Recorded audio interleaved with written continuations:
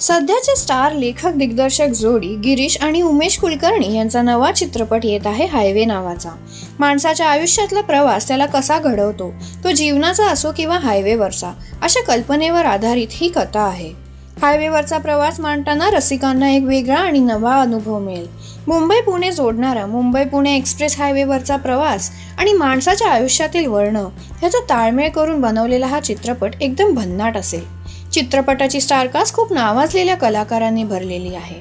नाना पाटेकर, सोनाली कुलकर्णी, दिलीप प्रभावळकर, गिरीश कुलकर्णी आहेतच, पण विशेष म्हणजे बॉलिवूड मधल्या अभिनेत्री हुमा कुरेशी आणि टिस्का चोप्रा या मराठीमध्ये ह्या चित्रपटातून डेब्यू करणार आहेत। चित्रपटाचे फर्स्ट लुक, ट्रेलर आणि संगीत प्रकाशन हल्लीच पार पडले। इंडस्ट्रीतील प्रमुख कलाकारांनी इकडे हजेरी लावलेली।